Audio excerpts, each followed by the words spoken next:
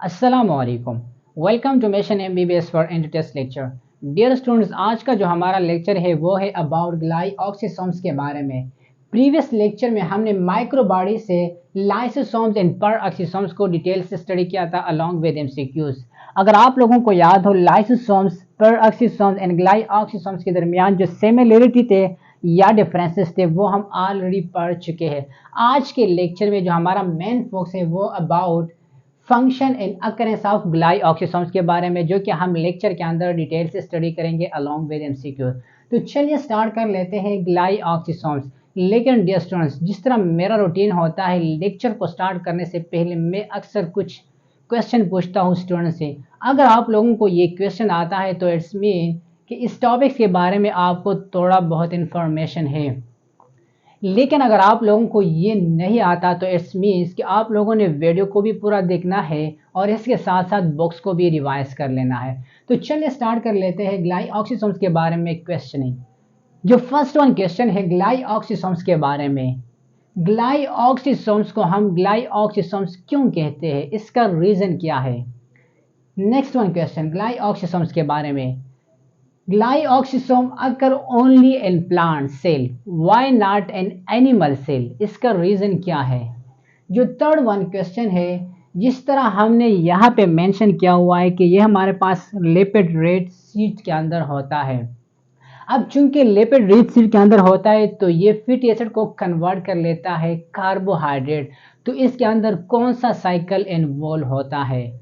और जो last one question है, इसके अंदर वो कौन सा फिनोमेना है जो फैटी एसिड को कार्बोहाइड्रेट में कन्वर्ट कर लेता है। आप लोगों ने इन 4 क्वेश्चन का आंसर देना है। यहाँ पे आप लोग वीडियो को पॉज कर ले या माइंड में सोच ले या कमेंट सेक्शन में इसका आंसर दे। अगर आपको आता है इसका आंसर तो इट्स मीन कि ग्लाइऑक्सिसोम के बारे में आप लोगों को थोड़ा बहुत इंफॉर्मेशन है।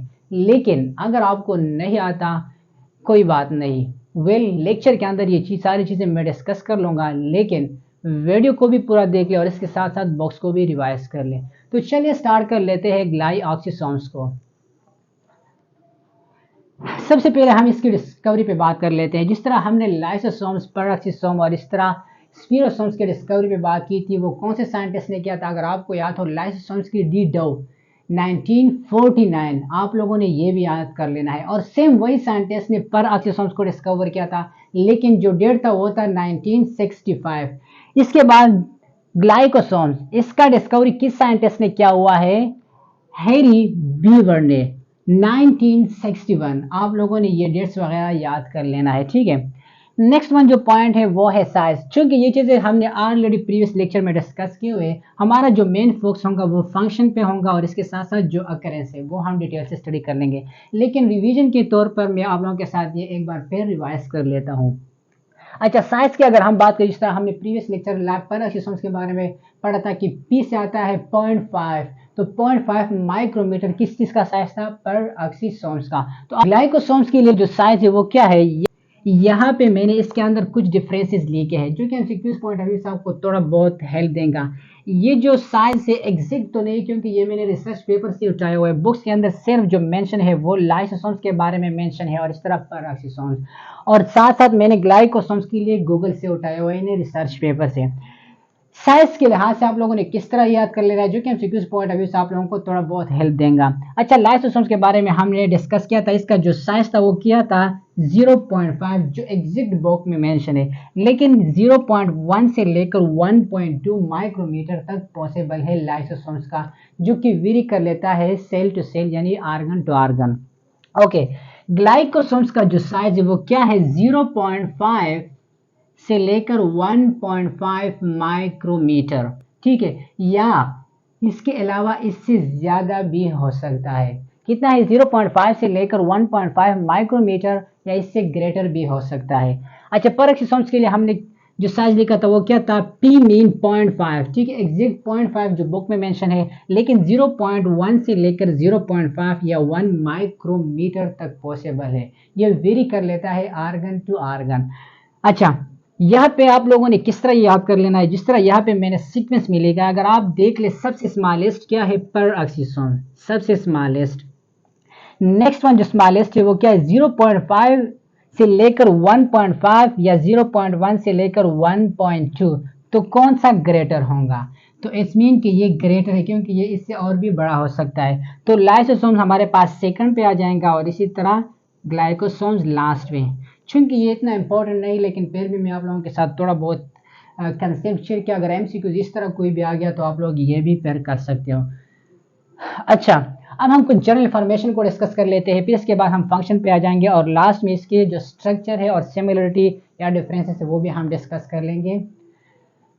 अच्छा, ग्लाइऑक्सिसोम्स, जिस तरह हमने डिस्कस किया था कि हमारे पास जो पैराक्सिसोम्स होता है या लाइसोसोम होता है, उसका जो स्ट्रक्चर होता है यानी शेप होता है वो स्फेरिकल। सेम इसका भी जो स्ट्रक्चर होता है क्या है? सेम स्फेरिकल और यू लाइक स्ट्रक्चर होता है। लेकिन यहाँ पे मैंने एक स्पेसिफिक पॉइंट लिखा है ग्लाइऑक्सिसोम्स के लिए, specialised पैराक्सिसोम्स। Glyoxysome is a specialized peroxisome occur only in plant cell with also in fungi, filamentous fungi। ठीक है। अच्छा, ग्लाइऑक्सिसोम हमारे पास क्या है? एक स्पेशलाइज्ड पैराक्सिसोम्स है। इट्स मीन कि हमारे पास जितने भी एक्टिविटी है लाइक पैराक्सिसोम्स की, अगर हम इसकी सिमिलरिटी को देख ले, सिंगल मेम्ब्रेन ऑर्गेनेल होता है, इसके अंदर जो एंजाइम्स होते हैं या इस तरह जिसका शेप होता है सिमिलर पैराक्सिसोम्स की तरह है। तो इस तरह हम इसको कह सकते हैं कि ग्लाइऑक्सिसोम हमारे पास क्या है? एक specialized peroxisomes occur only in plant cell and also जो फिलामेंटस फंजाई होता है उसमें भी होता है। अच्छा, इसके अलावा यहाँ पे एक और पॉइंट है, मेम्ब्रेन बॉन्डेड ऑर्गेनेली। जितनी भी माइक्रो बॉडीज है वो मेम्ब्रेन बॉन्डेड ऑर्गेनेली है। लेकिन जिस तरह हमने प्रीवियस लेक्चर में डिस्कस किया था कि जितनी भी माइक्रो बॉडीज है वो हमारे पास सिंगल मेम्ब्रेन बॉन्डेड ऑर्गेनेली है, और सिंगल मेम्ब्रेन बॉन्डेड और इस तरह डबल मेम्ब्रेन बॉन्डेड और नॉन मेम्ब्रेन बॉन्ड ऑर्गेनेली के बारे में ऑलरेडी मैंने ट्रिक्स अपलोड किया हुआ है। ट्रिक्स किया था सिंगल मेम्ब्रेन बॉन्डेड ऑर्गेनेली के लिए, सिंगल पेग लाओ, सिंगल से सिंगल मेम्ब्रेन, पी से पैराक्सिसोम, ई से एंडोप्लाज्मिक रेटिकुलम, जी से ग्लाइऑक्सिसोम, एल से लाइसोसोम, ई वी से वैक्यूल। तो ये हमारे पास क्या है? Single membrane bonded organelle. अच्छा, इसके बाद जो मोस्ट इंपॉर्टेंट है वो है अकरेंस। चूंकि हमने पैराक्सिसोम्स के बारे में पढ़ा था, लाइसोसोम्स के बारे में पढ़ा था, यूक्रियोट्स के अंदर होता है, ठीक है, यानी प्लांट, एनिमल, प्रोटोजोन, ईस्ट वगैरह के अंदर वो पॉसिबल है। लेकिन जो ग्लाइऑक्सिसोम होता है ये only occur in plant cell, only occur in plant cell. और इसके साथ साथ जो फिलामेंटस फंजाई होते हैं, फिलामेंटस फंजाई, इसके अंदर भी ग्लाइऑक्सिसोम्स होता है। लेकिन यहाँ पे एक बात नोट्स कर लें एमसीक्यूज पॉइंट ऑफ व्यू से, यहाँ पे मैंने लिखा भी हुआ है जो प्लांट सेल होता है, अगर हम बात करें जो लिपिड रिच सीड होता है, lipid rich seed, L mean lipid और R mean rich, S mean seed. तो इसके अंदर क्या होता है? ग्लाइऑक्सिसोम्स प्रेजेंट होता है, लाइक कॉस्टर बीन, सोयाबीन या सनफ्लावर एटसेट्रा। जो पुअर लिपिड सीड होता है इसके अंदर ग्लाइऑक्सिसोम्स एब्सेंट होता है। और इसके लिए भी मैंने एग्जांपल लिखा हुआ है पी, जो कि एमसीक्यूज पॉइंट ऑफ व्यू से हम लास्ट में डिस्कस भी करेंगे। इसके अलावा जो फिलामेंटस फंजाई होता है उसके अंदर भी ग्लाइऑक्सिसोम्स होता है। अगर हम एंजाइम्स की बात करें, इस तरह हमने यहाँ पे डिस्कस किया था, मेनी मोर एंजाइम इसके अंदर होते हैं, लेकिन यहाँ पे मैंने कुछ स्पेसिफिक लिखे। बाकी लाइसोसोम्स एंड ग्लाइऑक्सिसोम्स के अंदर more than 50 different type of enzymes होते हैं, ठीक है। लेकिन अगर हम पैराक्सिसोम्स के अंदर बात करें तो इसके अंदर कुछ स्पेसिफिक एंजाइम्स होते हैं जो यहाँ पे हमने प्रीवियस लेक्चर में हमने डिस्कस किया था। अच्छा, यहाँ पे जो ग्लाइऑक्सिसोम्स के बारे में जो एंजाइम्स है वो है मेलेट सिंथेटेज, ग्लाइकोलेट ऑक्सीडेजेज या कैटालेजेज है। इसके अलावा जितनी भी हमारे पास एंजाइम्स क्रेब साइकिल के अंदर मौजूद होते हैं वो सारे इसके अंदर क्या होता है? इन्वॉल्व होते हैं इन शॉर्ट। तो ये एंजाइम्स है ग्लाइकोऑक्सिसोम्स के बारे में जो क्या है? प्रेजेंट होते हैं। फंक्शन के लिहाज से अगर हम ग्लाइऑक्सिसोम्स को देख ले तो डियर स्टूडेंट यहाँ पे मैंने 2 पॉइंट्स लिखे हैं। The first one point is germinating seedling. अब जर्मिनेटिंग सीडलिंग का क्या मतलब? जब सीड जर्मिनेट कर लेता है तो उस दौरान हमारे पास ग्लाइऑक्सिसोम्स इन्वॉल्व होता है। इसके अलावा Lapid rich seed like castor bean, soybean या सनफ्लावर, या इसके अलावा जितनी भी लेपिड रिच सीड होते हैं तो इसके अंदर हमारे पास ग्लाइऑक्सिसोम्स इन्वॉल्व होता है। किस तरह इन्वॉल्व होता है ये हम स्ट्रक्चर के अंदर समझेंगे। लेकिन डियर स्टूडेंट, अगर आपको याद हो लेक्चर के स्टार्ट में मैंने आप लोगों से 4 different type of conceptual question पूछे थे। फर्स्ट वन क्वेश्चन क्या था, ग्लाइऑक्सिसोम्स के बारे में, कि ग्लाइऑक्सिसोम्स को हम ग्लाइऑक्सिसोम्स क्यों कहते हैं। इसका रीजन ये है कि ग्लाइऑक्सिसोम्स में हमारे पास GLY यानी ग्लाइऑक्सिलेट साइकिल प्रेजेंट होता है, तो इसी वजह से हम इसको कहते हैं ग्लाइऑक्सिसोम्स। अब ग्लाइऑक्सिलेट साइकिल क्या है, ये एक ऐसा फिनोमेना है प्लांट्स के अंदर जो कि क्रेब्स साइकिल को बाईपास करके कार्बोहाइड्रेट बनाने में हेल्प करते हैं। किस तरह कर लेते हैं वो यहाँ पे हम समझेंगे।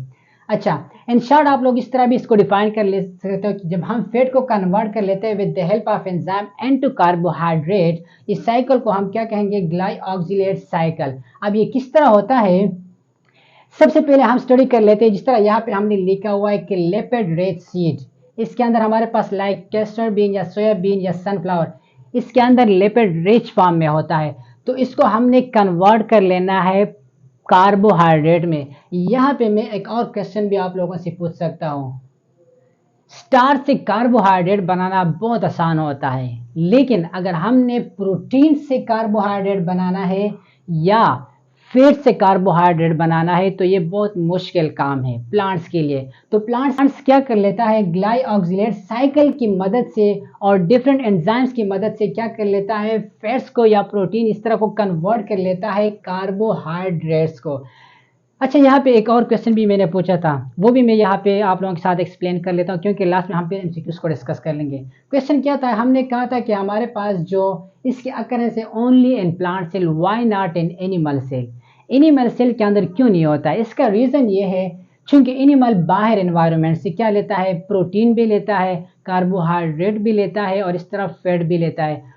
प्लांट चूंकि हमारे पास फोटोसिंथेटिक पिगमेंट है तो वो क्या कर लेता है, कार्बोहाइड्रेट तो खुद बना लेता है, लेकिन जिस तरह यहाँ पे मैंने मेंशन किया हुआ है कैस्टर बीन या सोयाबीन या सनफ्लावर, इसके अंदर तो हमारे पास कार्बोहाइड्रेट सोर्स होता ही नहीं, तो ये किस तरह कर लेगा, तो ये हमारे पास ग्लाइऑक्सिलेट साइकिल की मदद से हमारे पास क्या बनाएगा, कार्बोहाइड्रेट। तो इट्स मीन कि ये बाहर एनवायरनमेंट से नहीं खुद ब खुद ये कर लेता है, तो इसी वजह से glyoxysome occur only in plant cell not in animal cell. अच्छा, हम ग्लाइऑक्सिलेट साइकिल को समझते हैं।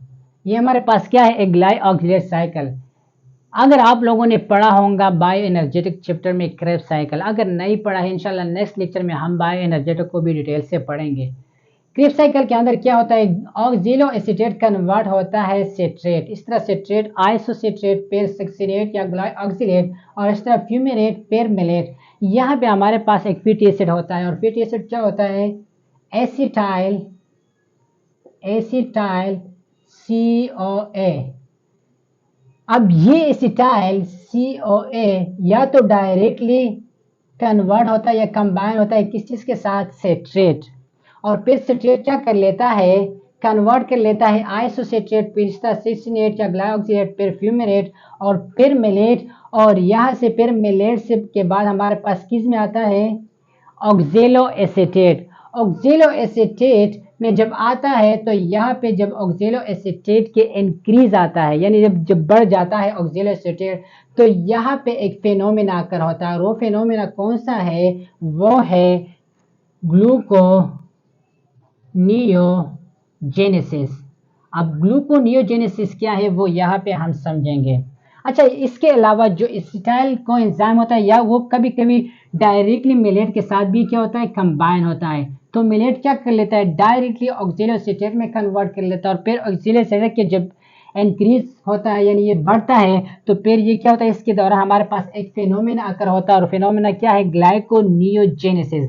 अब ग्लाइकोनियोजेनेसिस सबसे पहले हम अंडरस्टैंड कर लेते हैं, जब हमारे पास नॉन शुगर यानी जिसके अंदर हमारे पास लाइक फैटी एसिड को कन्वर्ट कर लेते हैं ग्लूकोज में, तो इस फिनोमेना या इस प्रोसेस को हम क्या कहेंगे, ग्लूकोनियोजेनेसिस। जब नॉन शुगर को हम कन्वर्ट कर लेते हैं ग्लूकोज में तो इस फिनोमेना को हम क्या कहेंगे, ग्लूकोनियोजेनेसिस। तो इस दौरान हमारे पास क्या बनता है, ग्लूकोज।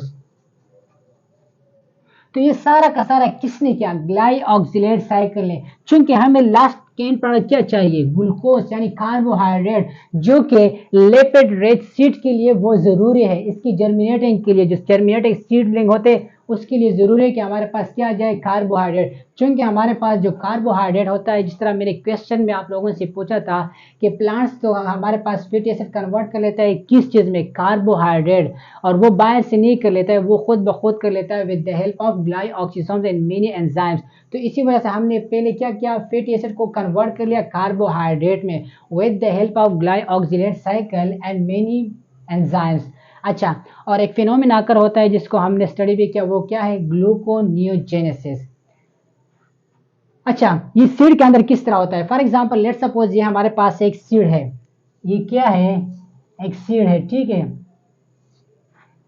सनफ्लावर या सोयाबीन का, ठीक है, सनफ्लावर या सोयाबीन।